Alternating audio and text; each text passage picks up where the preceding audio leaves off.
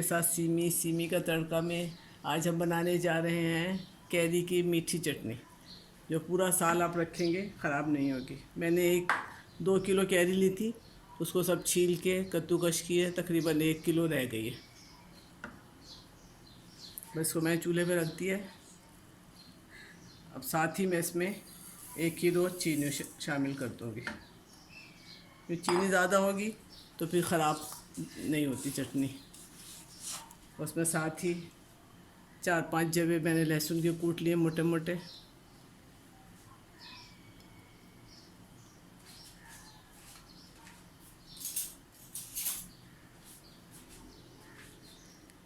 और आधा टीस्पून कुटी हुई मिर्च, आधा टीस्पून नमक और आधा टीस्पून कलौंजी, और साथ ही इसको डाल के चढ़ा देंगे।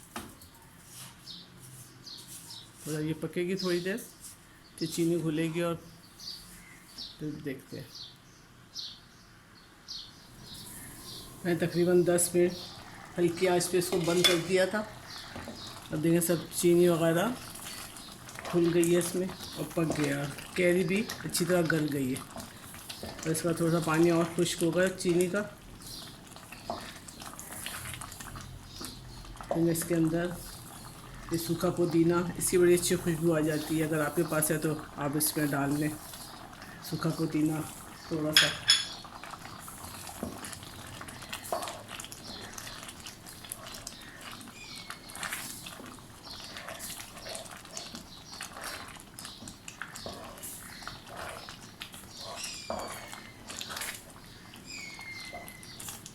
थोड़ी देर बंद कर देती हूँ, ज़रा पानी इसका छींटे उड़ रही हैं। फिर मैं इसको बस सिरका डाल के इसको बंद कर दूँगी। ये पूरा साल आप इसको इस्तेमाल करें, फ्रिज में नहीं रखें, बाहर रखें, आराम से चलती है। कई दफ़ा ये होता है देसी कैरियाँ होती हैं तो वो काफ़ी खट्टी होती हैं, तो उसमें थोड़ी चीनी और ज़्यादा डालनी पड़ जाती है। वैसे 1 किलो काफ़ी होती है।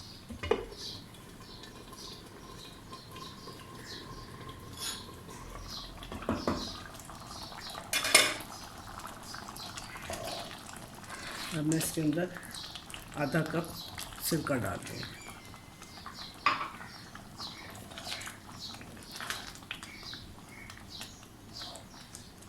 बहुत गाढ़ी ना करें, अगर बहुत गाढ़ी हो जाएगी तो ठंडा होने के बाद वो बिल्कुल निकालना उसको मसला हो जाता है। थोड़ा सा लिक्विड रहना चाहिए। देखिए मैं सिरका डाल के थोड़ी देर इसको और पकाया है। अब देखिए इतना बस गाढ़ा रखें हम, और इसको बस अब मैं चूल्हा बंद कर दूँगी। अभी ठंडा हो जाएगा तो फिर मैं इसको जार में निकाल लूँगी। शीशे के जार में रखें तो ज़्यादा अच्छा है, प्लास्टिक से बेहतर है शीशे में। अभी मैं इसको चूल्हा बंद कर देती हूँ, फिर मैं निकाल लूँगी। ये देखिए चटनी बिल्कुल तैयार है। थोड़ा सा इसमें शीरा भी है, और इससे पहले मैंने बंद कर दिया था ताकि थोड़ा शीरा इसके अंदर रहे, वरना फिर बहुत गाढ़ी हो जाती है। और इसके अंदर मैंने थोड़ी सी सौंफ भी 1 टेबल स्पून के बराबर शामिल कर दी थी पकते वक्त। आप ज़रूर ट्राई कीजिए, बहुत मज़ेदार ये चटनी बनती है और पूरा साल आराम से इस्तेमाल करें आप, ख़राब भी नहीं होगी। अपनी राय का इज़हार कमेंट बॉक्स में करते हैं। दुआओं में याद रखें। अल्लाह हाफ़िज़।